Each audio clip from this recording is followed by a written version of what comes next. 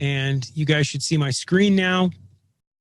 We're really working like crazy hours getting the new Rocket Driver portal put together.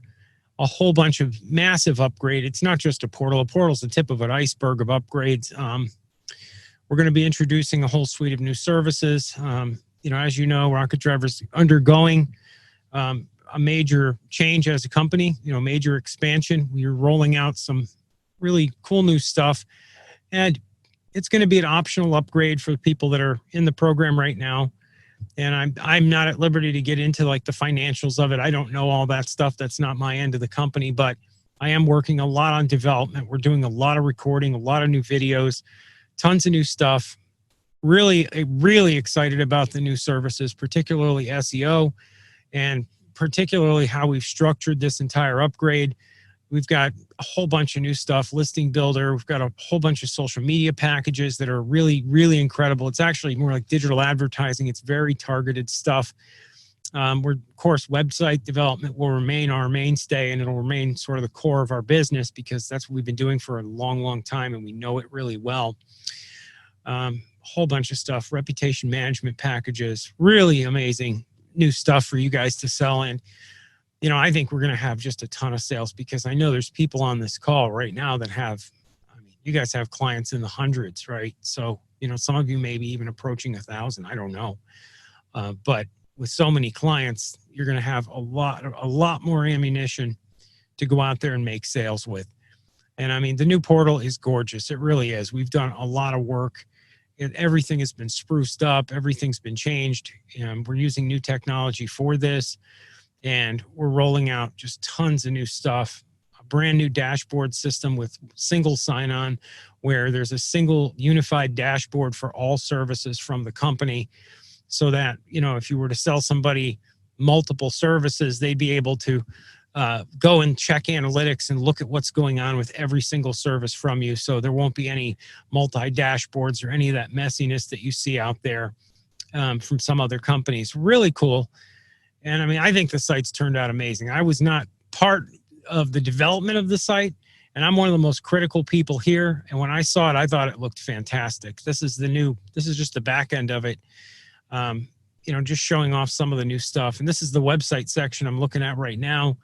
Basically just showcasing new organization and major overhaul of everything that we've been doing for so long here. So that's not the topic of today's webinar, but I thought I'd give you guys just a little quick sneak peek of what we've been up to, and you'd understand, why we've been so busy and all the stuff that's been going on over here. It's been really crazy, but we're pushing for the fastest possible launch date that we can, and we're trying to do the best possible job that we can. And I think things are coming together really great. I've been, involved in development pretty much my entire adult life. And I think this project in particular, it's come together really well because we really put together a great team, and everybody here works together really well. So we're able to get some, really cool stuff done. But anyway, what I want to talk to you guys about today's, main discussion or main topic is qualification as relates to web development primarily, right? Of course, that's the service you guys are out there selling. You're selling websites. So one of the things that I really neglected kind of to go over, and it's kind of my own fault, but it's not really anybody's fault. It's just qualification is one of those things that we really have to discuss a little bit more here. And that's why I wanted to do this webinar, because a lot of people are going out there and they're not understanding the sales process. And they're not understanding the critical importance of qualification, especially with regards to e-commerce, but with regards to custom development as well. What you guys need to understand is this. You go out there, you sit down with a prospect, right? And you've got this prospect there and you have no idea budget. They have no idea a price range. They don't have the beginning of a conception, right? And this is very commonly happens. They see a website, say in a magazine, something they go to, their friend sends them a link on Facebook, they're browsing the net. They see, a website somewhere and they see a feature on it. They want that feature. They say, you know what, that's pretty cool. So now they're sitting there with you And the feature is something that to develop it might take $10,000, right? Like, they have no conception.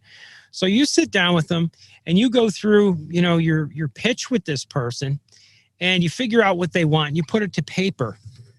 And then you book another meeting with this person, and you go to us to get a quote for it. And it'll be an example of this was, and I'm not singling anybody out because it's no individual person, but you'll have an example like a 250-page website, right, with a custom front end. And you guys will come to us to get a quote for it, and we'll look at it and we'll say, yeah, we can do that. It's going to be $20,000 wholesale. And you guys will, like, what are you talking about? The last site was $500 and it was 20 pages. Shouldn't it be, 20 times that if it's 20 times the size or 10 times the size? No, because it's not just size, it's complexity. And when you go back to your prospect, of course, their jaw is going to drop and they're going to throw you out of there. Well, what's happened is you've wasted your time, you've wasted the prospect's time, and you've wasted our time. And it actually really subtracts from sales, because this is happening quite a bit with e-commerce where, people go out to quote an e-commerce site and there'll be 2,000 plus products, for example. And for us to do that, you have to understand, you spend a tremendous amount of time gathering all the details from your client on this, right? From your prospect of what they want, how many products. We ask a lot of questions because we want to get detailed information to give you a hard quote, a quote that doesn't flex or grow. So we ask questions to you. You get all this information together, and then at the end of this process, we say $10,000. You're stunned, and the prospect is mortified because they thought it was going to be like $300. So these kind of situations are happening. Of course, it's not all of you, and of course, it's not a majority, but it's happening quite a bit. It happens out there where you guys are getting into situations where you're not qualifying to make sure that a rough range is even acceptable to a prospect. And they have ideas of what a site should cost based upon, whatever, friends, the internet, a do-it-yourself ad, whatever. And so when you come back with a perfectly reasonable quote for what they're asking for, like the example is a 2,500 product e-commerce site. It's got, say it's 5 images per product. So we take 2,500 times 5. That's how many uploads the upload guy has to do here. Just that guy, right? Or gal. That's just that one component. Then we have a description, 2,500 descriptions, 2,500 SKUs, 2,500, listings, a database. It's a humongous amount of work. The difference is, I liken the difference between a motorboat and an aircraft carrier. They're technically both ships, right? Or both vessels, okay? But the difference between them is night and day. The difference is gargantuan. So, of course, the price is going to be gargantuan difference.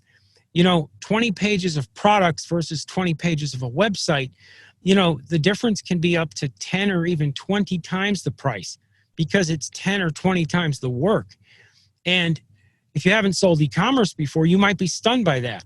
But what you're not understanding is there's a tremendous amount of back-end development and labor, and there's also security concerns. We have to do things much more differently, and we have to do things in a way that ensures that absolutely everything about that site is bulletproof. Because let's face it, that site's going to accept people's credit cards. We can't just throw it up there. Not saying we ever do that, because we don't. We have a very secure platform, but that's another concern. Just one more layer of complexity in the process that ends up, driving up costs. So what you guys should be doing to keep this all away, and this is what I advised, and I just recorded a video on this is how I would handle it. It's how I've handled it in the past many times. Not just selling websites, but selling a whole host of different things. What you do is you sit down with your prospect and you find out through your conversation that they're looking for an e-commerce site. And you find out that they have 200 products, 500 products, 1,000 products, whatever it is. What you do at that point is you qualify this person. And how do you qualify them? You get a range from us. You don't have to ask us for a quote. Ask us for a range. Say, hey, Rocket Driver, I've got a client that wants a website with 2,500 products, okay? You cut your, you don't have an in-depth meeting gathering every bit of information from, because that'd be a waste of time. You get the idea of what they're looking for roughly. You go to support, you send them an email, say, hey, what's it going to run for a 2,500 product e-com site with, and then add in the features with, 30 other pages and something like this. And you give us a link to some widget they like, for example. Well, what support's going to do is they're going to hit you back with a range. They're going to say, well, for that, that's going to cost between, 6,500 and 10,000, somewhere in that range, because for us to give you a hard quote, we have to drill down. We have to know everything about the site, right? So to save yourself time and save us time and everybody time, they'll give you a range. You go to your prospect and you say, okay, well, Ted, Jim, Marcia, whoever they are, I got with my people and we went over your site and what you're looking for, and we have to get some more information from you if we're going to proceed. But before we proceed, we need to, I'm going to give you a range here just to see if you're comfortable with it, because this is actually an in-depth process just to get you a quote, because it is. You have to spend a lot of time. You guys know you have to sit there and figure everything out with them. I know a lot of you on here that sell a lot of sites, and I know what you're dealing with when you have to sit there and get a quote made. So you have to do that. So to save yourself time, you say it's going to cost between 6,500 and 10,000. You don't have to, actually, you're going to add on to that. You're going to say it's going to cost between, 10,000 and 15,000, let's say, just as an example, because you have to add your margin on, of course. And when you do that, they're either going to say, yeah, I understand. My business down the road has an e-com site. They've paid a lot more than that. That's a great price. Or, they're going to come back understanding it, comprehending it. Or they're going to come back with, wow, I was expecting $500. And if they come back, wow, I was expecting $500, there's nothing to feel bad about. You didn't spend all this time generating a proposal, getting a quote put together, asking questions, hours of meetings. You didn't waste any of your time. You skipped past that by cutting right to the chase. Basically, can you afford this? Now, what I want to go over are sales qualifying questions, because there's lots of ways to diplomatically get a picture of if somebody has a budget or not. However, not all ways are accurate. I have always preferred the blunt approach. This is going to cost between X and Y. Is this reasonable? Oh, no, it's not. Okay. It was really nice meeting you. Give us a call if you come around and you really want to get a site made. Otherwise, let's part friends. But let's part, because, guys, when I mean, it's almost heartbreaking in a sense when you see somebody spend an enormous amount of time with someone else, cultivating a relationship, cultivating a project, getting all this information, getting this whole document put together. And some of you guys do absolutely gorgeous proposals. I've looked at them. You guys do some really amazing work. And then you have this proposal, and it was all a giant waste of time, because from minute one, the prospect was never qualified. Now let's look at this about qualification too. Let's look at something else, because the opposite end of this rings true as well. If you're going and selling somebody a standard website, there's absolutely no reason to qualify them. If I drive up to any business, I know for a fact, the fact that there's electric lights on and a car parked outside, they can afford a few $1,000s for a website. You probably afford double that. Probably afford $5,000 or $6,000 for a site. But the point is, I don't bother qualifying unless I know the deal is going to be not inordinately expensive, but the project is large, right? If I go up to a business and it's, I'm selling them a standard 10, 15, 20-page site, I'm not going to bother digging into, do you have a budget? Now, I could be shooting myself in the foot, right? Because that business could, plausibly think they're going to spend $500 and be shocked by the price I give them and rush me out the door. But that's incredibly rare. In fact, it's only happened to me a few times in my career where people, basically just threw me out the front door because the price was so high, right? That's almost never going to happen. It's really, really, qualification becomes so important when these deals grow, because there's so much more investment in time. There's so much more investment in development, even on your end, making the proposals and stuff. You know, you guys spend so much time, especially when you're physically driving out there. You know, lots of you, I know that a whole lot of you are on this call. You exclusively sell in person, and more power to you. You know, you may be driving 50 miles to pitch this prospect potentially, right? You don't want to drive 50 miles for nothing, wasting time, gas, effort, energy. So I'm going to go through some of these qualification questions. I don't think they all apply. I'm not going to pretend they do. You have to modify questions. And this speaks to something else. Just about everything that we give you guys in terms of training, right? When it comes to closing techniques, when it comes to qualification, or, you know, even the older videos where I went into like telemarketing stuff and I went into strategies of diplomacy and things like that. Take everything and make it your own. This is my advice on that. Do not rely upon a technique trained to you to work like a recipe. It's not a recipe. It's not secret sauce. It's not magic. All these are guidelines, right? To give you ideas, to stimulate your imagination and give you some strategies and tactics to go out there in the field and to engage with your prospects effectively and to make sales. That's really it, right? So these qualification questions are not going to always qualify somebody, and they're not always going to disqualify somebody. And then we have the good old-fashioned conditional, right? You have qualification. A lot of people group conditionals with qualification, and they are basically grouped together. What do I mean by conditionals? Well, there are many situations where the prospect simply does not have the money. Under any circumstance, they cannot raise X amount of money, right? And unfortunately, with some bigger projects that I've seen, you know, conditionals applied. I know there have been people in the history of Rocket Driver that sold sites that were, you know, in excess of $50,000, $60,000, $70,000. Some of you have probably retail, and that's the wholesale side. I don't know what the retail was on these projects, but it was very high. And, you know, there have been, and for every one of those that sold, there's probably 50 of them that didn't sell because it was conditionally impossible that that business came up with the money to pay for it, right? They just didn't have it in the budget to pay for something.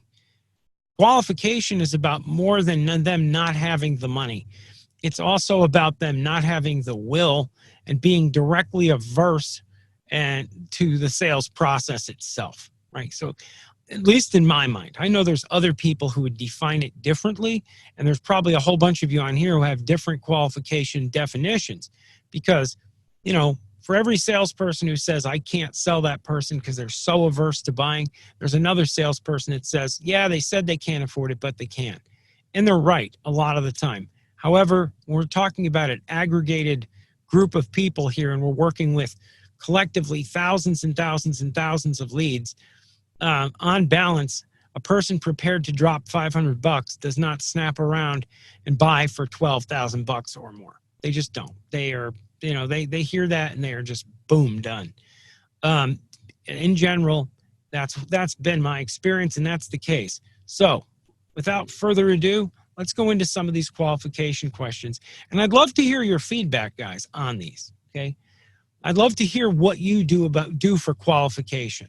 You know, I know a lot of people on here are really strong salespeople. I see you there, Randy. I know you're a sales guy. You're a closer. What do you do to qualify? I'd love to hear some feedback of what you guys are doing.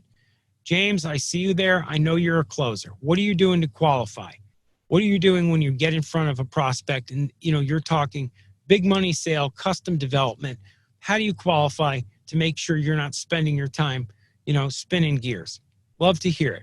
Anyhow, I'm going to go ahead here. If you guys type it out, I will absolutely read that stuff. I'd love to hear what you guys are doing. So, sales qualifying questions.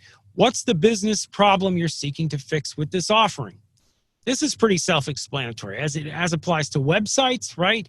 What business problem? Well, we're trying to sell online. We're trying to get more leads. We're trying to generate more foot traffic. We're trying to do X. Pretty straightforward. How does this relate to qualification, though? Well, if you ask somebody a problem, then you can lay out, this is kind of my strategy when I've used these sort of sideways ways of qualifying, because I would always, you know, bring it in as an aside to what's the budget, or this is going to cost X. Because you don't always have to bluntly ask the person. You don't always have to say, okay, what's your budget? Or another blunt way, my preferred way, is to just say, it's going to cost between X and Y. Is this reasonable to you? Is this something we can maybe make work? But you can always go at it a different way. You can come at it from the perspective of talking about what somebody else paid. You could say, well, the site that we saw from so-and-so is a site that cost in the range of 35 and 40. And you always make it higher, right? You want to make it higher than yours so they feel like they're getting a deal. The point is, you throw a figure out there for something comparable to what they're looking for, and you throw a price tag on it and you study them. Do they scoff? Are they horrified? Or are they like, oh, well, yeah, I guess that's what that cost? If you judge from, if you judge from looking that this person is not flummoxed whatsoever by the high price, then you know that you can go ahead and you're proceeding somewhere where there's traction. What's prompting you to do something about it now? This is a good one, because this is good when you're doing like lots of lead sets and you get people who respond. This is really a good one for, like, I know that this may sound crazy, but what's prompting you to do something now? This whole passive sort of approach, right, where you ask them why they contacted you, kind of a thing. It works really well when you're doing things like mailers or email, or you have somebody hit your site and become a lead that way. Not so much if you're banging on doors or setting appointments through push marketing, right? If you're doing that, that's kind of a asinine question, right? What's prompting you to do something about it? Well, you knocked on my door and you came in and you pitched me. So here we are. You're not going to get very far with that if you approach it from that perspective. But what you can do with that is you can sort of turn that around, and you could say, yeah, we knocked on your door, but it seems like you're very interested. And you can kind of, work your way and ease your way in from the side with that. What has prevented you from trying to solve the problem until now? I kind of like this question these are all sort of adjuncts in my mind to what I consider real qualification, which is seeing, is there money there? But asking them a question like that, what's prevented you from trying to solve the problem?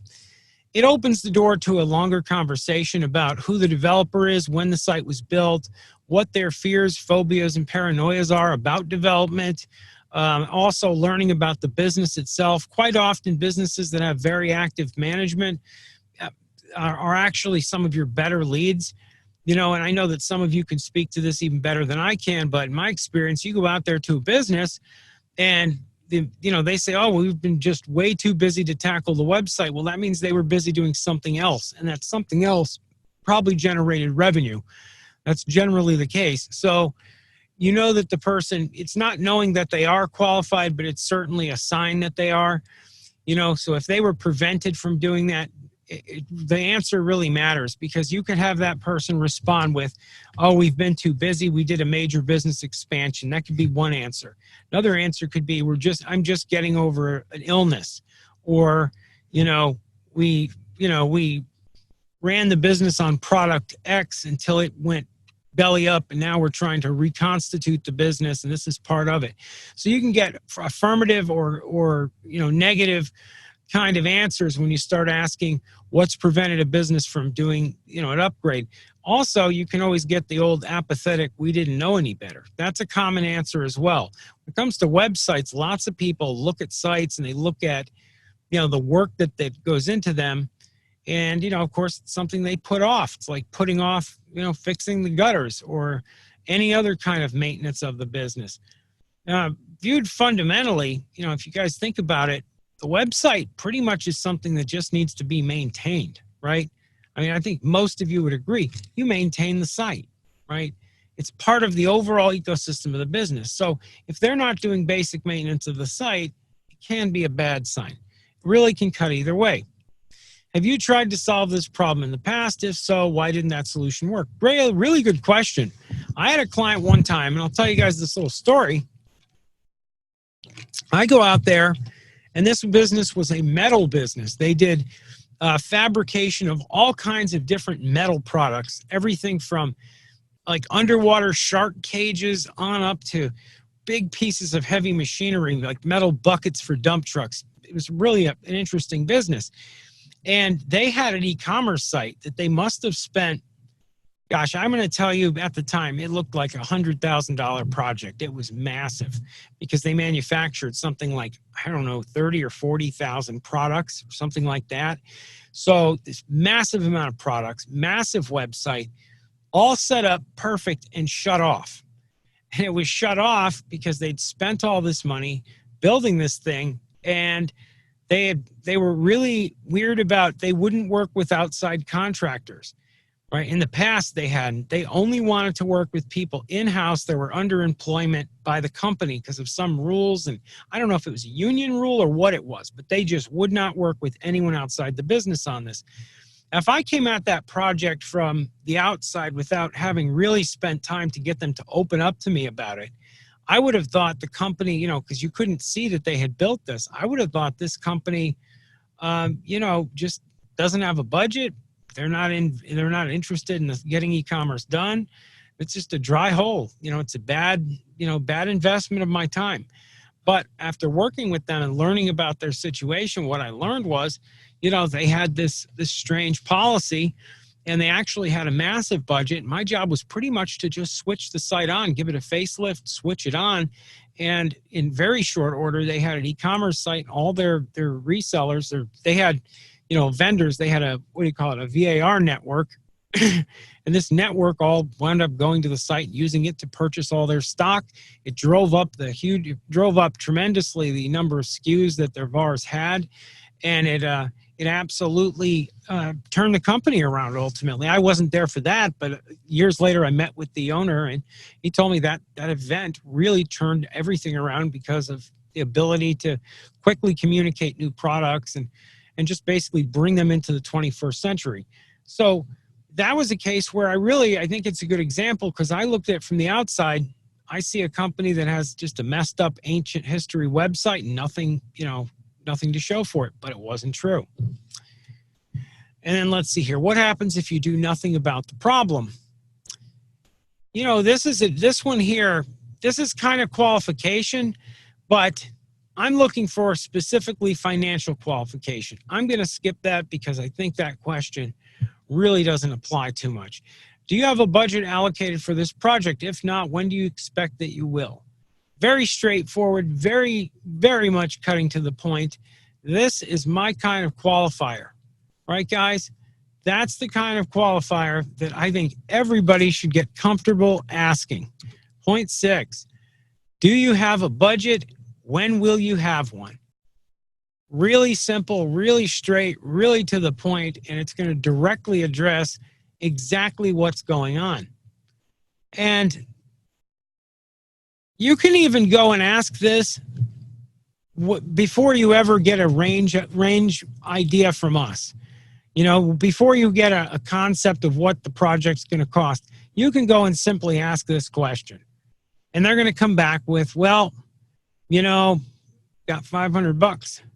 Or they're going to say, you know, they may be sort of conservative, and they may say, well, we've set aside enough to get the job done, right? They may say something like that. Some businesses and people in general aren't comfortable throwing dollar figures out there, right? So if that's the case, if you run into a situation and that's what's going on, you know, you can kind of get an idea of whether or not they're serious or not, right? Whether they have a budget, because it kind of implies they have a more serious budget. I've had people do that to me before, you know, like sort of, don't you mind how much money I've got set aside? I got enough. And situations like that, very common, and it's, you know, it's okay. But at least you know that there is a budget there. Most important point, right? And what does this say here? Money isn't everything, but it certainly has bearing on whether or not a prospect is worth pursuing. So make sure you qualify on budget sooner rather than later. The specific number doesn't matter as much as the fact that your offering's price and the prospect's ability to pay are within the same ballpark. For instance, if your product costs $1 million and the prospect can only afford $100, the sale isn't going to go through, right? Pretty straightforward. Let's see here. We've got qualify on budget. I think HubSpot here has a pretty good article actually on this. 3 steps to qualifying budget the right way. All right, let's go through here, and we're going to go through this together. Let's see here. The standard sales qualification tactic is to just ask outright, do you have a specific budget for this project? And if they hear a number that's high enough, they move on, assuming that they have a qualified buyer. But this approach is more limiting than you might think, especially in a complex sale. By asking this question up front, the salesperson runs the risk of turning off prospects, not getting a straight answer, or even starting a negotiation conversation before they've established value. Here are 4 ways talking about budget too soon could derail your sale. And this is stuff that's important, right? You might come across as self-serving. Prospects might lie about their budget. You might prompt a premature negotiation. You might scare your buyer away. When it comes to something very specific like e-commerce, I don't believe that it's necessarily the case at all, because you need to give them, you're giving them information. It's not about negotiating. We're not selling them heart surgery here. We're selling them something that we have a situation where we must establish budget prior to going ahead with things. We have to. We not specific budget, but we need a range of acceptability to know if we've got something worthwhile here. And when it comes to e-commerce, you have so much, product ignorance out there that you have to do it. I always say it's like a car. Imagine if somebody had never seen or heard or knew anything about a car, and you told them that a car costs $50,000, right? A new car. They may think you're totally crazy. I can get 50,000 hamburgers for that at McDonald's, or they may have some crazy, realm of comparison. They don't understand what they're buying or what's being talked about. That's the situation here, and that's a big reason why you have to qualify, is you have to get across the seriousness and the cost associated. 3 questions to qualify on a budget. What's the upside of investing? In general, there are 3 reasons why businesses buy something: to grow, to save money, or to avoid risk. Salespeople should first figure out which one or more of these goals their offering enables and the prospect values, and then qualify the future impact of doing something differently.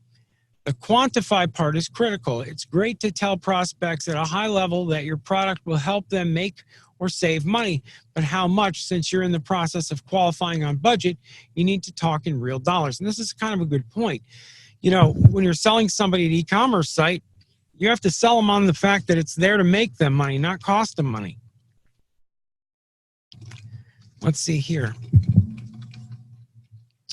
A question you can use to get a concrete value from your buyer is, what's your target? Specifically, how much are they trying to earn or save, or what proportion of risk would they like to mitigate? Once you have a dollar value, you can show in hard numbers how your product or service could help them reach that goal. This is really true.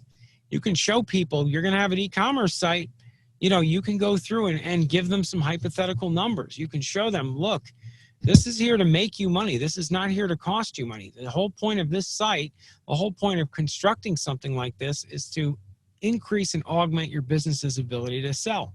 Therefore, it's not an investment. However, and I'm going to run against some parts of this article, I will always hit that person with a range of budget, early on and hard, to know whether this is a waste of my time or not. What are you spending now? Are your prospects using another product or service to address all or some of the functions your offering performs? If so, find out how much they're spending on their current solutions. This kind of doesn't apply so much. This one I'm going to skip for that very reason, that this is trying to get a budget by figuring out what they spent in the past.